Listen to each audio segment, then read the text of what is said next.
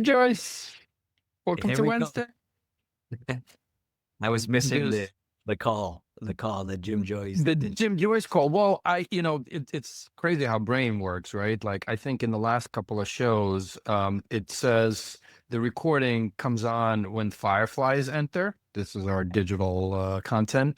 And now Yeah. when I press record on here, it just doesn't do anything. So I'm like, it's the trigger, right? The triggering. But I walked into at a talk. I was giving a talk at the Royal College of Surgeons, and wow. one of our fans, a fellow speaker from Novartis, Alette, yeah, yeah, she was. I kind of walked in. She goes, "Jim Joyce." Good, the Jim Joyce. One of them. Before we go on, we're going to try something different today. I've caught many podcasts and show people asking for help in the beginning of the show because people dwindle.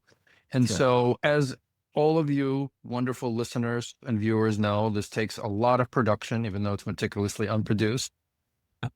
So every hit of subscribe, like on any platforms and sharing with your friends and colleagues would be appreciated by Jim Joyce and I. And, Absolutely. Absolutely. Millions of subscribers. I have to say, you read some of those, there's like that one podcast, The Diary of a CEO, where he like begs yeah, the audience to hit subscribe every time beforehand. It feels a little, kind of pushy.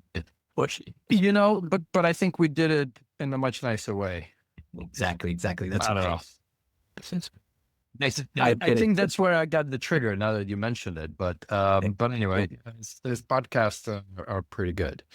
All right, let's let in Mr. Mike Pace, who is, I think when I told you that we're gonna have Mike on, you kind of like, it's nice to have one of the OGs, right? So I was thinking that Mike can do the heavy lift for us here. He's such an expert. we're excited. We're excited to have Mike on.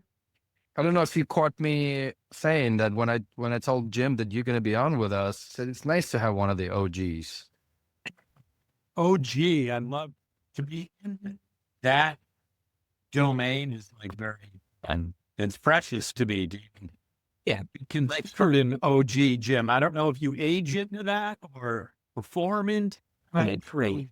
It's kind of like a nepo baby. It's funny. We're on my competing. I usually play around with my background, and I was thinking about Grease up, in the background. But what are we looking at there, Mike? Cicatera, of course. I was going to say that's Italy. Yeah. Come on. Of course.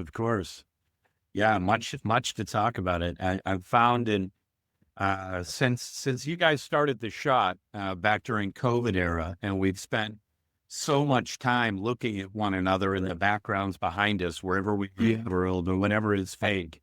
I have done some A/B testing, and by far this background brings out the most smiles, Right. by far, from anyone I ever seen. It's the color, the sun, It's the sea. colors, but also it's the, especially people that love water like me, just like boom. But, and a happy, bright guy right in the middle of it. exactly. And speaking of, Mike, take us all the way back to childhood. Who is Mike for our millions of listeners? Yeah, I was looking at your background, and there's pieces I know, and there's pieces I kind of know. So, take us back. Yeah, well, first of all, thanks for having me. I am one of your all's biggest fans and a weekly listener, of course, to the shot, and have been since you did. And I think it was a brilliant exercise for lots of reasons. So while that journey has been a pretty long one for you guys as well, and a winding road for you. So is for sure. But yeah, short story. So I'm an upstate New Yorker. Born to a Protestant mom, north of what's now become a bedroom community of Manhattan, for that matter, Rhinebeck, New York. So down in the Catskills, but very much a bedroom community. That's where we were born. Protestant mom, immigrant Italian family dad, which is the Paces, and the Paces. He was one of 13. Came from Rome. He was the firstborn in the States, and ironically was a World War II vet, passed in 2004, but was a Purple Heart, and was shot on the beaches of Anzio, same day that Normandy was occurring. Wow. Or if you only the historians or those that really kind of recognize World War II recognize that Anzio was ongoing at the same time, really bloody and important battle, WW2. So that was my dad. Yes, born and raised, grew up in Portland, New York, which is Apple country. Upstate's probably a bad term for those that describe New York State, because folks think that Rhinebeck is upstate because it's 15 miles north of Manhattan.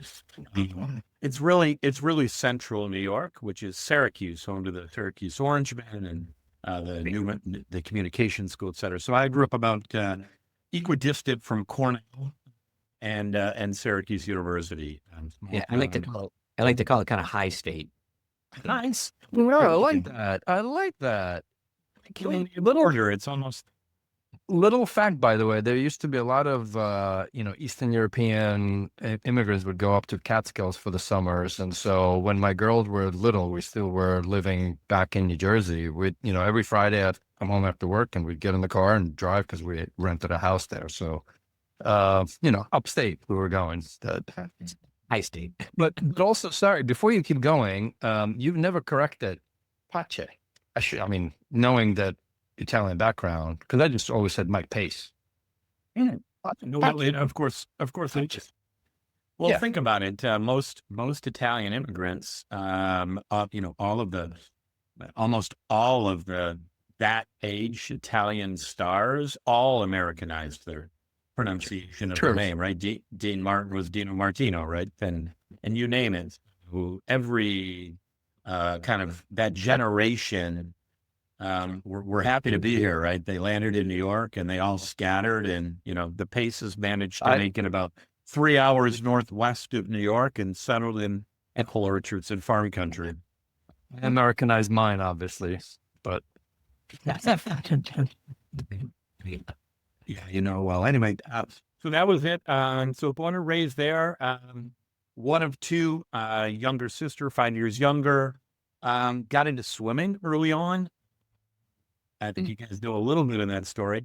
But got into swimming, couldn't swim a lap of the pool, but about 7 years old, my parents asked me, saw an ad in the paper and said, would you ever be interested in trying out for swimming? And the reason was because I grew up in a neighborhood of all older kids, and they would never let me into any of the sports that were ongoing. I was kind of too young and too small, right? 5, 6 years younger. We were bullied back then. By being asked to pick up the bat and swing the bat right and play. So they had a knuckle watching me kind of, look out the window wishing that I was playing football or playing baseball with the neighborhood kids. Saw that ad and I said, sure, I'll give it a try. And down to the local YMCA we went. And, I fortunately didn't drown, but I couldn't swim a lap to the school pool, and said, yeah, great, let me give this a shot in 7. So fast forward, that's the only sport I've ever done in my life. I tried to play baseball one summer, but I was behind the plate as a catcher. The ball hit me in the knee. I screamed, crying, and said, "That's it. I'm done. No more of this." I'll just hang around in a pool, and 15 years later, and a lot of miles swum over all of those years, and a lot of hours logged over all those years. It was one of the fastest milers in America. Went to the University of Missouri, and a swimming scholarship, was captain of the team there. Did some triathlons professionally after that. Wow. And jumped into health tech and biopharma right out of college. Back when, Jim, you'd recognize this, having spent a little time in pharma. Back when pharma hired college students to be sales reps at 22. So I was one of those folks hired right off campus to work for a wonderful one of the most amazing entrepreneurs in America, you and Marion Kaufman, who founded Marion Laboratories at the time. The Kaufman Foundation is certainly well known as an entrepreneurship foundation. Was really fortunate to become a sales rep, working for him and the team. What was in your bag? What was in your bag? You know, Oh my God. And yeah, you remember those. Well, we could talk about this.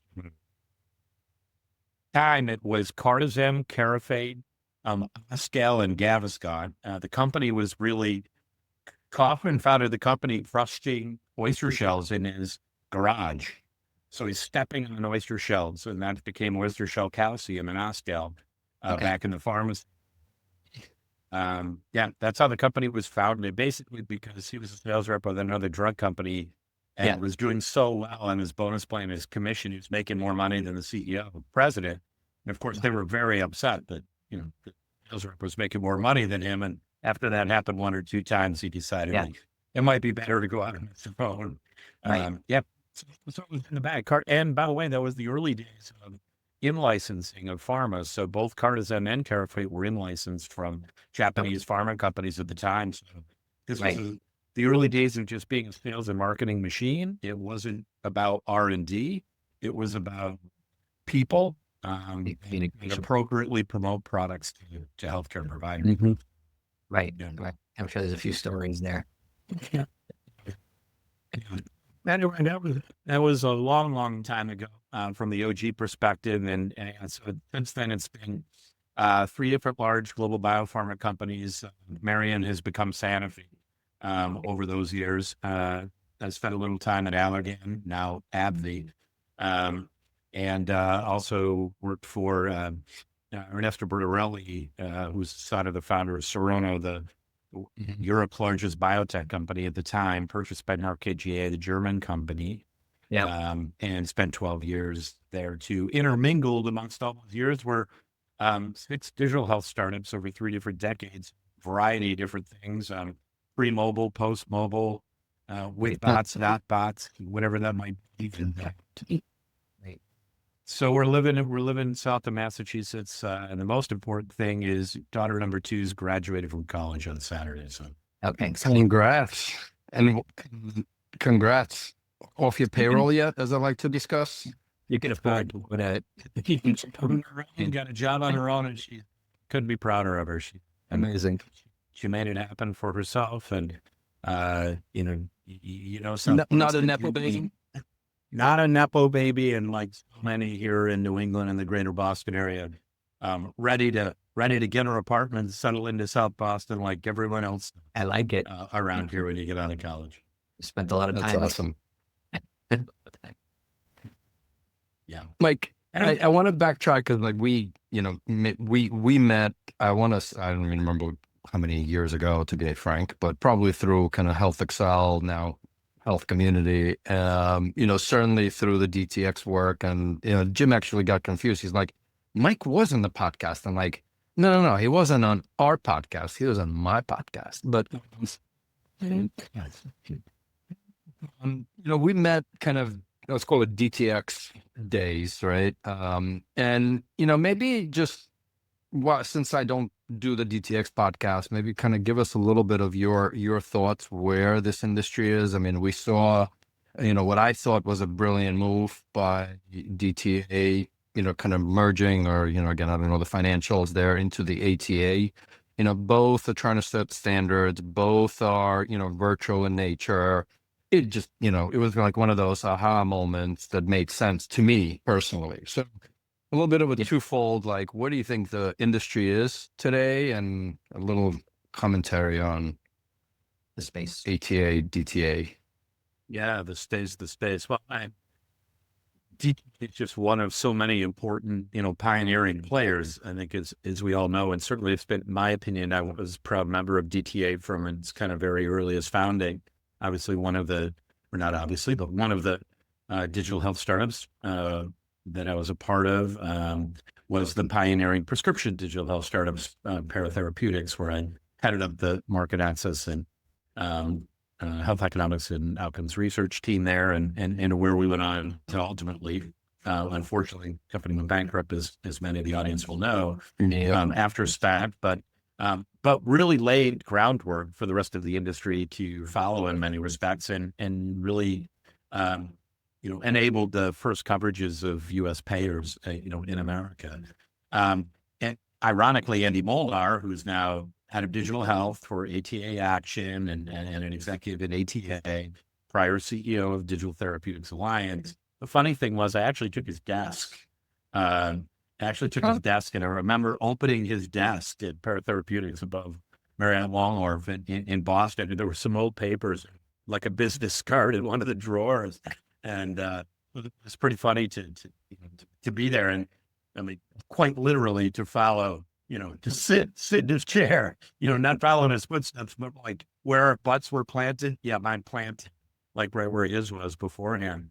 But I respect that. And, I think you're right, Eugene. What I've experienced over time is, and I think we're seeing this at digital health, don't you think, just across the board, right? We're experiencing the maturation of the industry, and we're experiencing the consolidation of industry. We're experiencing the too small to survive, taking the appropriate actions to find bigger, better moats or bigger, better places to move to that next step. And I think ATA Action's acquisition of DTA and the navigation of those organizations coming together is entirely logical, extremely timely, and really beneficial to the industry, because so much of what happens in what I've found in my experience in health tech commercialization and ultimately monetization of technology starts with policy. It starts very much with policy. It starts with people, right? Just saying, what are the appropriate things that need to be done in order to enable an industry? Where are we at now? Where do we need to be? And it moves on from there. And this is an industry that hasn't been yet optimally policy enabled. Doesn't matter what part of the industry, right? Whether it's AI or patient monitoring or telehealth or prescription digital therapeutics. There's no segment of the industry that would say the policy framework in the U.S., much less the rest of the world. We talk about Germany, talk about other markets. It's just not. It's always evolving, and no one, I think, would say it's optimally constructed and enabling right now. Right. I just find it fascinating that the Gartner hype cycle, it just proves itself over and over again, right? Again, not tracking the years, to be frank, but it's just fascinating, right? Like, a lot of people got disillusioned, consolidation starts happening, people are starting to find the models, it'll scale within. But, you mentioned policy, right? And I think I haven't read the full thing, but after X amount of time, I'm just looking up the link actually. But we saw, I think, yesterday, the Department of Health published some kind of press release, and digital health was somewhat mentioned in there, and the Make America Healthy Again. So the word digital was in the press release. I'm kind of curious your thoughts, right? Because my 2 cents, I read it, there wasn't anything in there that was like, oh, aha moment, right? Like. Yeah, I think we all generally see that press releases, don't really tell the whole story, right? Purposefully, and certainly that one doesn't either. Much like we don't really know the story of, what is in the POTUS's head, much less in RFK or Dr. Oz's head per se, or the rest of the staff members, but. I think it's right. I do believe quite strongly, and felt this way from the get-go, that the change in administration I never felt was going to be a negative for the industry. Only felt like it would be a positive or kind of a non-event, and it would still be, working against the same inertia and whatever tailwinds we had. So I think the reference to digital, that's also not surprising. So once Dr. Oz, Mehmet was suggested, let's not forget that he was a co-founder of ShareCare, right? One of the biggest early digital health companies, founded 2010, SPACs, et cetera. So he was very early into leveraging digital technology in the healthcare space, right? He's obviously, we all know his background, and prominent guy, but he's been attached to digital for 15 years. And that's not the only thing that he's been involved with, but that might be the most prominent kind of public thing that he's been involved with. The Kennedy family, no matter what side of the Kennedy family you're on, also has been highly engaged in digital health. Kennedy family was been highly engaged in mental health and mental health. That's right. Different Kennedys. Yep. Now there's some suggestion that we might roll that one back, which is got to be an interesting Thanksgiving and Christmas table conversation amongst the group. But that's not surprising too. So, for me, I think what we saw, the big shift for me is the MAHA movement being very much pro-prevention and very much anti-treatment.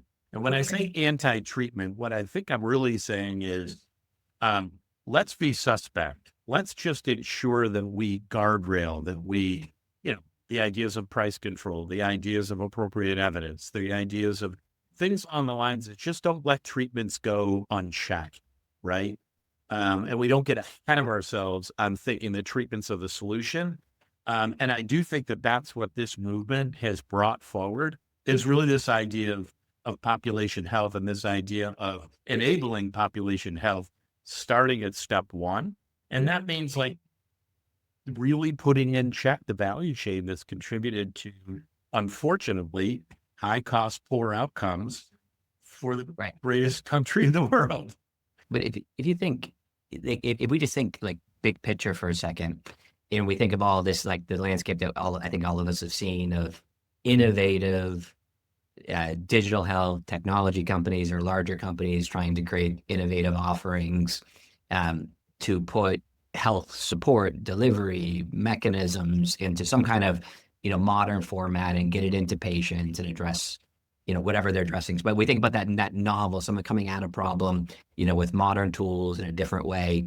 I think I'm looking at this going, okay, what we've learned is there isn't the frameworks. The frameworks that need to be in place to enable that innovation to get passed through are just forming now. The actual cost to deliver, build the clinical evidence, promote, understand, develop the service offerings, probably 10x, 15x, what the most ambitious estimates had around it. Who funds that going forward? The treatment side? Yeah, even a modern day phenomenal digital therapeutic, Pear 2.0 or, whatever that company is. Who funds that?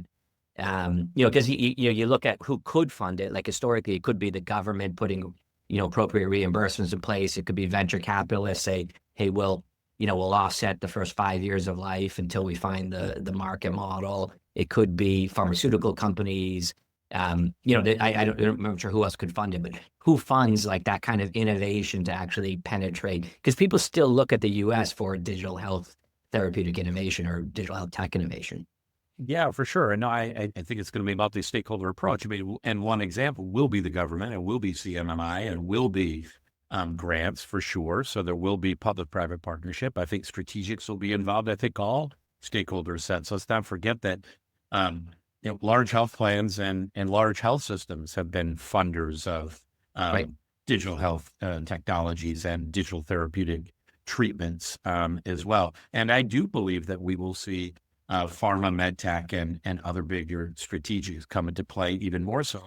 As evidenced by that, hopefully as FDA gets back up and running, obviously we've read the stories, and some of us, know people personally that are telling us kind of the inside stories in the agency. But things like the prescription drug use related software guidelines that really support the evolution of drug plus software, delivering more meaningful outcomes than drug alone. That framework in and of itself is game changing. And I believe it will become ultimately tangibly game changing once we see the first PDURS, right? Once we see the first PDURS. And actually, I think this will become even more important, right? With, again, who knows what yesterday, an announcement by the executive order on pricing, right? The most favored nation. So for those who are not listening, there was, President Trump did an executive order around basically why is U.S. overpaying for drugs? And so there's going to be a most favorable nation. I guess pushing a lot more to direct to consumer. Let's see what actually happens. Shout out to Mark Cuban, who I tried to get on with us to talk about this. He responded, not much there just yet, but there are brilliant people working on it. He at least responded. Mark Cuban, shout out to you. Get on. Let's talk about this. But, you know, to the discussion of PDURS, you know, I think let's just assume some more price pressures will come through, right, to pharma. I think that feedback loop, right, with the digital assistants, and again, back to the MAHA press release, right, you know, digital technologies enhance access, right? That was a sentence in there. So it'll be, I think the PDURS was just the right timing for both pharma and digital companies. Yeah, I mean, I think it's an enabling mechanism that brings two really important segments of the market that frankly need each other. Let's step back for a second, right? What did we just hear? MAHA, CMS about prevention. That's what we just heard, right? Well, prevention is not in drug company interest historically, right? That's not really where they need to be. But this pushes the coming together. It pushes these incumbent industries to change the nature of the way they think about adding value, right? And impacting human health. And by doing that, by saying, number one, the administration comes in, whether it's tactical or strategic or how thought through or, you know, serious it is. We've seen this on the tariffs. We've seen, you know, other gyrations in prior administration, prior time, this presidency and the last. But nonetheless, even if it's just purely tactical, right? Even if it's tactical, and the IRA is a good example of that whole policy scenario has been both strategic and tactical. And I would argue that this president loves to use the negotiating tactics to support fundamental change. MFN is a great example. And by the way, the president suggesting MFN is kind of interesting to me because I spent part of my earlier in career negotiating MFNs out of PBM agreements with drug companies I work for. Some of you might know, and your audience would know. Like what? I was just going to say, people saying, no, we're going to have MFNs, right? So anyone, you know, uses that tactically to throw their weight around. In this case, we're going to throw their weight around. We're never actually going to be able to do that. And I think the press release itself leans into what exactly is trying to be accomplished, which is we want to put some pressure, appropriate pressure, right? And we want to be able to work within the margins to try to fund prevention through providing some squeeze, a little bit of pressure. We're not going to fundamentally change this. The drug companies are a massive part of the industrial complex, right? I mean, Americans' 401ks sit inside of Eli Lilly's $750 million market. It recovered a little bit of people's 401ks with the flip flopping, but yeah. It's absolutely fascinating, and I think, you know, to your point, Mike, you were kind of saying that you know, there is the negotiation piece, right? And I think the reality is it just kind of flood the market with, you know, big announcements, and then things will play out, right? For sure. Ultimately, right? And you know, is the free market economy, for lack of a better term, will hopefully hold itself, right? But one could arguably say, you know, when you say you're going to put tariffs on drug companies, and then 3 or 4 drug companies say we're going to now commit to a manufacturing facility for billions of dollars, you can kind of take a little bit of credit to say, look at what happened. So if the administration now communicates to drug companies, oh, here's your most favored nation drug prices, and let's say 100 brand name drugs or 6 or 8 different companies step up to the plate and say, we're going to contribute a little, like we hear you, we're going to do something. Right. We've moved the needle in some way. It's funny. so we'll know in 30 days, I think, right? That's safe. There was a great article in the Financial Times talking about the kind of the neurological effect of in negotiations of instability, you know, and how, you know, obviously pointing to the administration, you know, kind of putting out this kind of, hey, changing this, changing that, you know, new news, pushing forward. going at a tight pace, and then the most risk-seeking people in your system start to seek conservative decisions. So traders start to become worse. People come in, so everyone's seeking safe space. In that kind of climate around that. So you could imagine companies making conservative decisions, working together, trying to kind of manage their own psychology. I think I'm a little bit of a negotiations nerd, so Jim, I have to get on that. There was a Northwestern professor that I used to bring in from time to time to spend half a day or a day with my teams that were negotiating health plan and pharma agreements.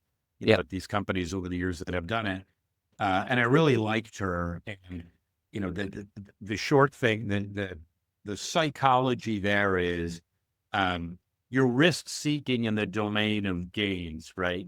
You're only risk seeking, not in the domain of losses, right? Or the other way around. I mean, you're risk seeking in the domain of losses, and you're risk averse in the domain of gains, right? Which always goes to, it's all about fear. Right. Yep. It's a human behavior. It's always about threat and not opportunity that makes the move out. Is there a DTX for that? No. Greed and fear. There's quite a lot of an AI agent, right? That's doing the risk taking for you. That would be fantastic. Now, I do want to jump back. You kind of brought them up, right? Pear, you spent some time there. Just maybe, and I know we had Corey on, and I think he wasn't in the mood to really talk about. It was still pretty fresh, so I think surprised that he actually agreed to be on the shot. Much time has passed. You were there. Kind of what are your thoughts? Like any big lessons learned? I think the market is still maturing and still not there yet, kind of thing, right? So being that first mover advantage is, obviously was a disadvantage for Pear, but just any kind of high level thoughts on lessons learned there for you personally, at least? Well, personal lessons, there's a billion, most of them though I won't get into on this shot. I can tell you. Yeah, all good. We have a couple of shots, right? No, we will do that, or order some carcons, because I was thinking about that. It was just over a year ago. I think I was fortunate enough to try some green onions and Romanesco sauce with you, which I really enjoyed. It was that time of year. That's right. I like that. I like that stuff.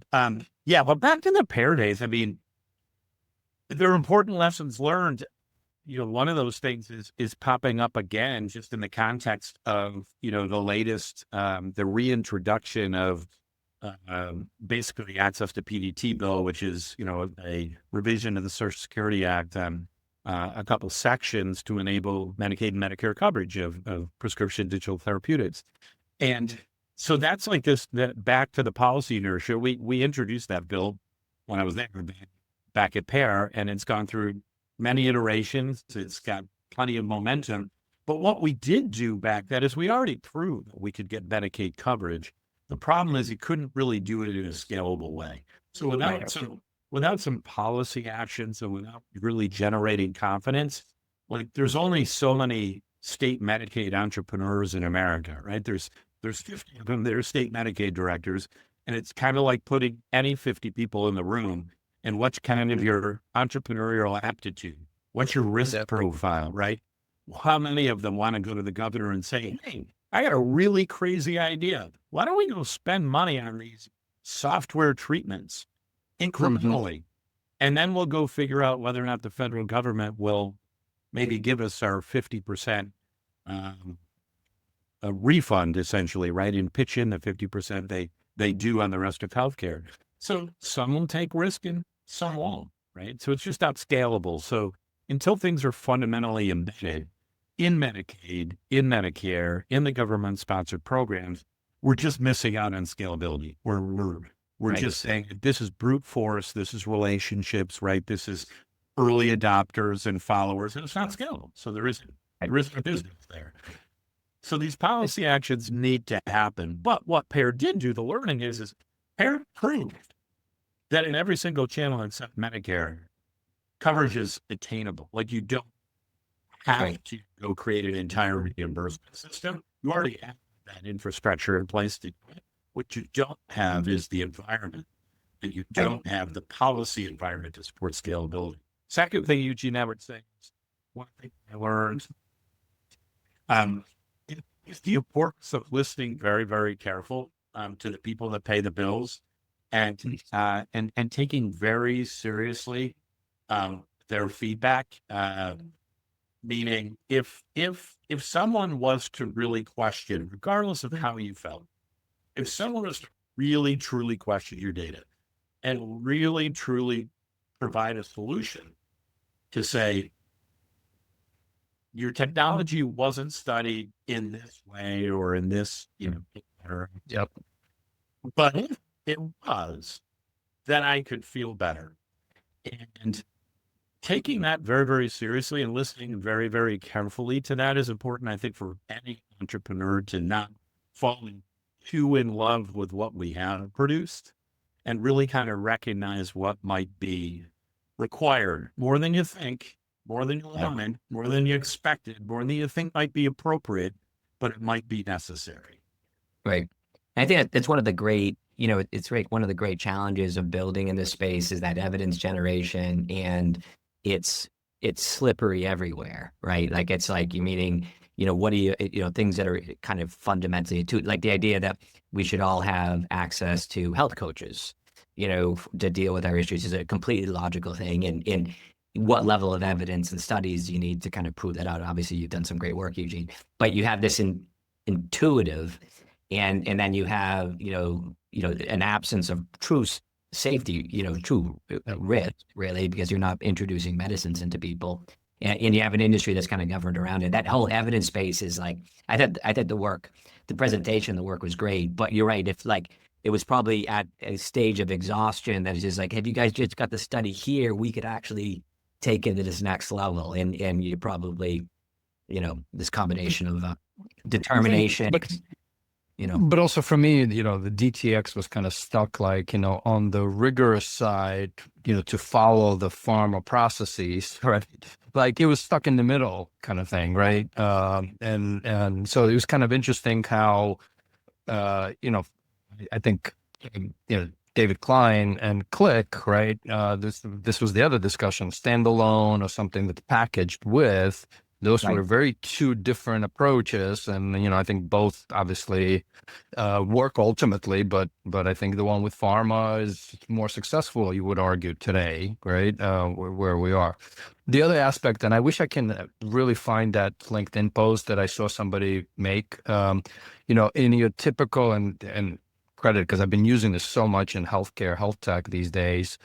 The product market fit is important. Well, let's back up. Kind of the founder product fit. Right? Is it the right founders to build this product? Then you got the product market fit, right? Well, to Jim's point, it makes sense that everybody needs health coach, or you can use yourself in your own space a DTX. The last piece is the system product fit, and the system is what you were talking about, Mike, right? There's 50 Medicaid director, does the DTX fit into the system, and how, right? Like, to me, that was, I'm going to keep searching and to give credit to whoever put that together, the whole system product fit. But it's kind of like a Greek mythology where you keep slaying whatever the example is, you're slaying in the head. Or the Hydra, they leave them. The hive, yeah. Exactly. Yeah. They keep, you kind of get here, and then you go here, and it's coming at you. Or JFK's worm. No. That one did. You need a couple more fits, just when I talked about fit for purpose, because I would argue that it's really a payer evidence, right? Right. If the consumer is the payer, then what evidence do they need to purchase, right? If the payer is the purchaser, then what evidence do they need? And I think that fit has fundamentally been really, really, really underappreciated for the prior decade in this area. Certainly these past few years, everyone's kind of talking about it, and we're getting a little bit better. We haven't really leapfrogged yet, I think, broadly. And then the other one is the policy. The consumer. It's just it's payer evidence. Doesn't matter, right? Name your payer, health system, doctor individually, if you do an RTM, right? Health system, if you're whatever it might be, government, patient, could be a caregiver. Right? What is their calculus? Right. And so it's simple purchasing behavior and what triggers that, right? And in our third party system, because it's so heterogeneous and because it's so enterprise driven, right? Right. Purchaser or consumer driven, we have to be able to appeal to those requirements. And I think that's really, really important areas. So back to DG, what you were saying, the ATA really driving the policy side. It's people like ISPOR, it's people like AMCP. By the way, it's people like Peterson Health Technology Institute, right? It's all these other stakeholders that are playing on the side of the purchaser requirement, right? So there's a policy enablement that just, it's gatekeeping, right? It's what limits scalability. But then it's the individual decision. And I'm going to buy, and we can sign the contract. And then it comes down to who's the purchaser and what are their requirements? Essentially, what are the payer requirements? And people are trying to build those frameworks and really lead the way to support them. But just think, when just listening to you talk about the sophistication required in these, phenomenally innovative opportunities for the payer, and then, from a guy that kind of started his career on the back of a pharmaceutical entrepreneur that was crushing shells in his garage, So are we going to the last question? Time flies. Getting there. I do want to ask sorry, Jim, yeah. Okay. I do want to ask about your current company, Palm Health Co. So I just expected you with palm trees in the back. But what are you doing? What's going on with Palm? Why Palm? Yeah, actually, I love that question. So Palm is important to me for numerous perspectives. If you read into the lifeblood of palm and palm trees and the health benefits of palm, you'll appreciate the palm tree itself and its kind of DNA, right? And its component parts. What's important is my dad actually passed away on Palm Sunday. And I'll never forget him becoming very ill and being in the ICU. Having my mother say, hurry up. And I'm driving from Boston, that 6.5-hour drive. I won't forget. I thought divine intervention because I felt like the sunroof opened and I had to push the button. And it did. I still believe this, that the sunroof opened on itself and by itself while I'm driving, rushing to try to get to the hospital. And it was Palm Sunday. And I made it to State Medical Center in Syracuse, New York, just in time to reach my father in bed, to put my right ear on his chest and to hear his last heartbeat. Wow.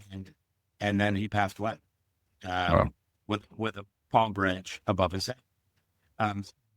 So Palm Health really kind of relates to that. And it relates to the other thing, which is I just have always thought about, while being an operating executive, I always envisioned that kind of last or near last stage, or that kind of final stage of professional life and mentoring or coaching or helping or advising and trying to bring together just the life experience to help others on whatever stage, wherever we can possibly be, of help.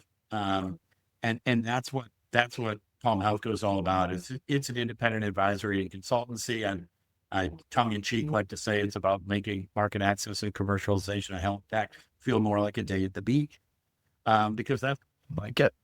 And if you can feel like you're on the beach and amongst palm trees and, you're helping people and the business is being scaled and you're delivering outcomes and that's a good place to be. Like that nice cup of coffee on a patio. Old coup de la. Yeah. Well, now I'm going to hand it to Jim for his famous last question. This one's going to be a good one. So we project ourselves, well into the future, maybe 4 or 5 years into the future. And the U.S. healthcare system has just started to organize itself around phenomenally innovative digital health therapeutic systems, payers, systems, clinicians, scalable opportunities. Entrepreneurs are moving innovative tech together. It's just rebalancing himself, and it, kind of, largely about, work that's being done to kind of open these payers up to see the evidence, to see these opportunities that are out there. So it's just a phenomenal time for digital health therapeutics, and all the OGs, all the OGs of the system are asked to attend this phenomenal conference. So there's going to be a conference. You've heard about the conference, and it's going to be in Palm Beach, on Palm Sunday, and you get an invite in the mail, and you're asked to keynote the talk, and you're going to hand out a new award that goes out at this annual Digital Health Tech Conference, and the award is the Pache Award, the Peace Award, and it's about peace and pace and bringing healthcare together. Anyways, and as you go up, you deliver this phenomenal talk about your experience and helping in companies, and then just as you're stepping off the stage and to standing ovation, this young man comes running towards you. And he says, "Mike, you don't understand. I have to talk to you, Mike." And you can see that his hair looks a little wet, and he tells you quickly that he's actually a swimmer, and it's the only sport he's ever played. And he grew up the son of a Protestant in an Italian that had fought in the war.